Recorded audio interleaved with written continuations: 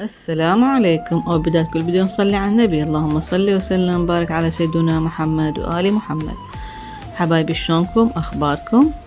اليوم حسوي لكم مرقة القيسي أو الطرشانة باللحم، بس في البداية لا تنسوني بالشير واللايك وتفعيل الجرس حتى يوصلكم كل شي جديد مني.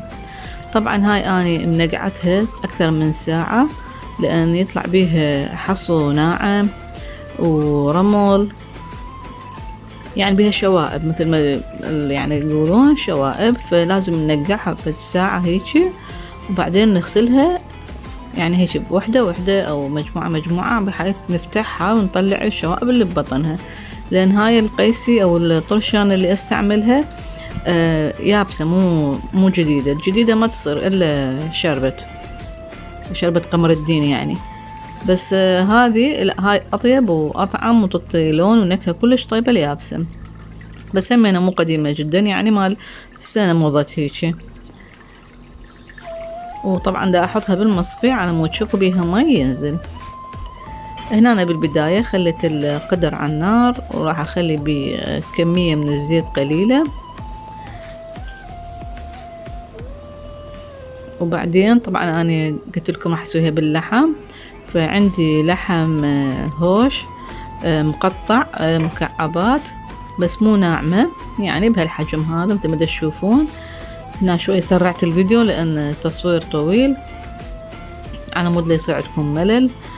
هنا راح أحمسه بهالشكل هذا. أنا خليت زيت قليل لأن هو بيه شوية يعني دهن، فأعتمد على الدهن اللحم يعني. راح أحمسه إلى أن يتغير لونه وبعدين أضيف الطرشانة. شلونكم؟ أخباركم؟ كملتوا امتحانات بعد؟ أنا همينة بعدني والله على الأسبوع القادم يلا نكمل الكليات إن شاء الله خير. هنا مثل ما تشوفون بدأ يتغير لونه، يصير شوي يعني لونه أفتح، يروح من عنده لون الحمار، وما خلي يعني يذب السائل مالته، القدر يكون حار على مود لا يذب السائل مالته، يحتفظ بالمونة.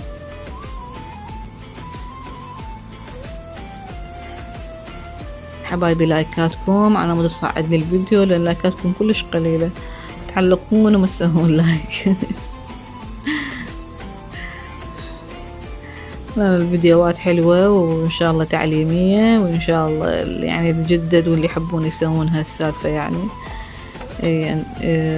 يتعلمون من عندنا، وإحنا هم نتعلم من البقية، ما بيها شي. هنا أنا هم أرجع أحركها بعد شلون لون تغير هالشكل هذا. هسه راح أبدي أضيف الطرشانة أو القيسي.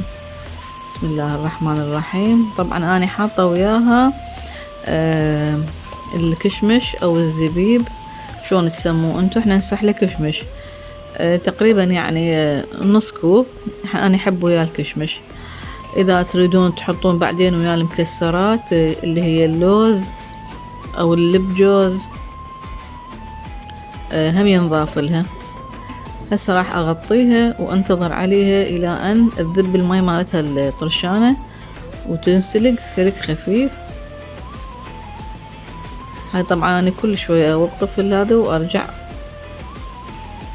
على مود لا يصير الفيديو طويل، وأحرك فيها بهالشكل هذا بس بدون ما يعني أمردها.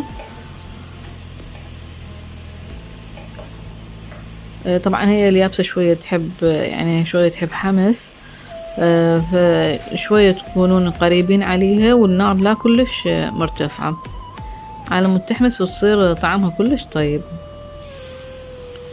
شوفوا حبايبي بهالشكل هذا تقوم تذبل تذب نفسها، فمن يعني تحطون الماي والهذي تكون هي لاحقة تقريبا. المي حاولوا تحطوا له يعني مي فاتر أو دافي. بسم الله الرحمن الرحيم بهالشكل هذا، ويكون يعني كمية زايدة لأن تعرفون اللحم يراد له بعد سلق، وهي الطرشانة على مود يعني تسوي بالزايد. راح أغطيها بهالشكل هذا مثل ما تشوفون.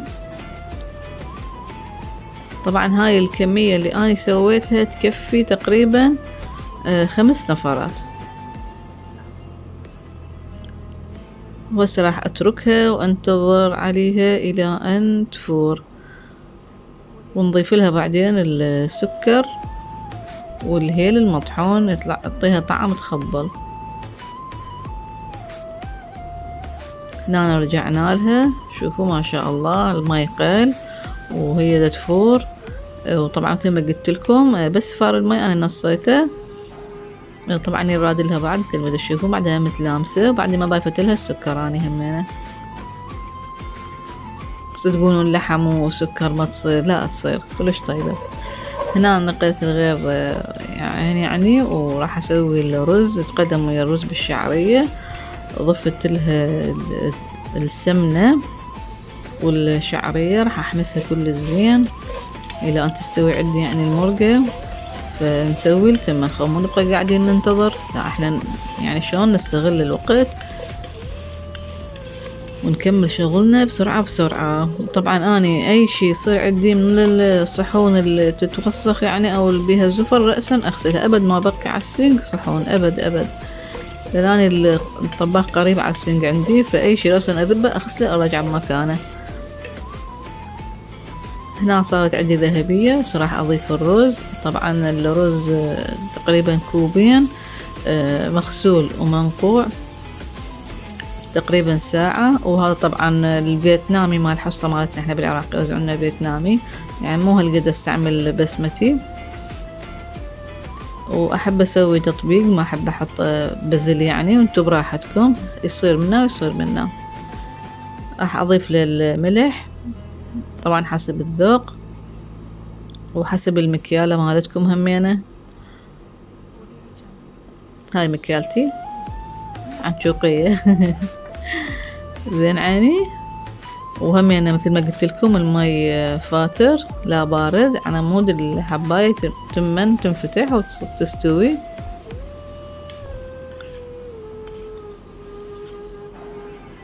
بهالشكل هذا. هسه نبدأ نضيف المي بهالمستوى هذا، ما احطه زايد، واغطي وانتظر عليه على مود نرجع نشوف المرقة شلون صارت. هسه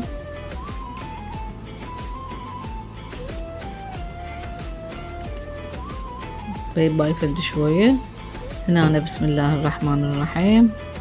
ما شاء الله سيعدي يتهدر، نشف المي مالته بالشكل هذا، وراح اخليه على السيباية والنار كلش انصيها وانتظر عليه الى ان موعد التقديم. هنا عندي المرقة مثل ما تشوفوها شلون مي اشقر مالتها.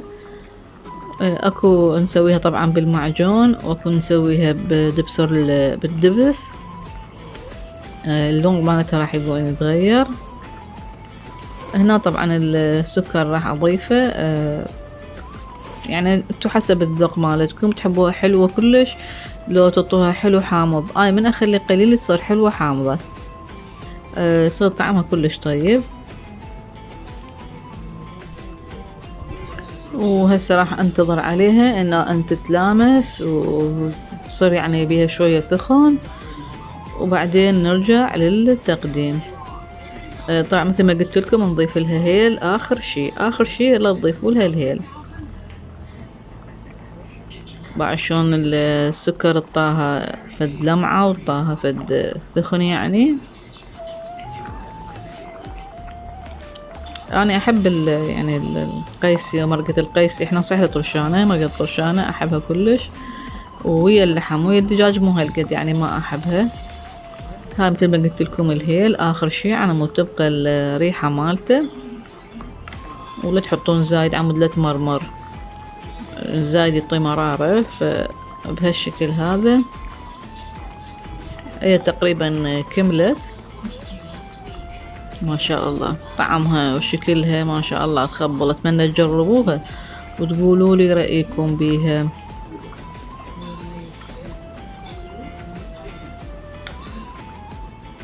وهنا أنا حبايبي قدمتها على السفرة. هنا أنا الرز والمرقة دار بكم استواء اللحم مالتها.